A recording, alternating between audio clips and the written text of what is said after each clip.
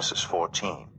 At the time when Amraphel was king of Shinar, Arioch king of Elasar, Chedorlaomer king of Elam, and Tidal king of Goyim, these kings went to war against Bera king of Sodom, Birsha king of Gomorrah, Shinab king of Admah, Shemaber king of Zeboim, and the king of Bela, that is, Zoar.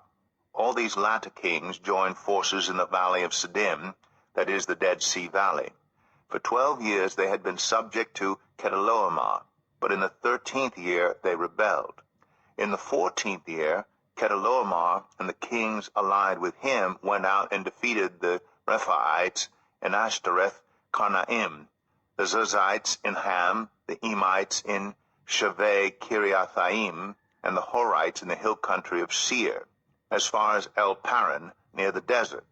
Then they turned back and went to En-Mishpat, that is Kadesh, and they conquered the whole territory of the Amalekites, as well as the Amorites who were living in Hazazon Tamar. Then the king of Sodom, the king of Gomorrah, the king of Admah, the king of Zeboim, and the king of Bela, that is Zoar, marched out and drew up their battle lines in the valley of Siddim against Chedorlaomer, king of Elam, Tidal, king of Goyim, Amraphel, king of Shinar, and Arioch, king of Elasar, 4 kings against 5.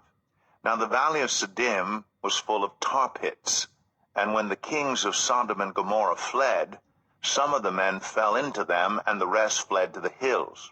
The 4 kings seized all the goods of Sodom and Gomorrah and all their food. Then they went away.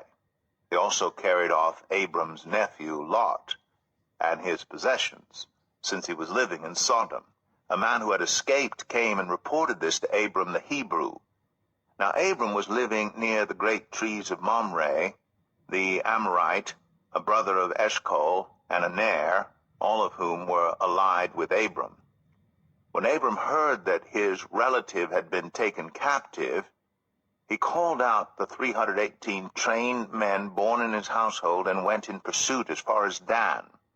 During the night, Abram divided his men to attack them, and he routed them, pursuing them as far as Hobah, north of Damascus.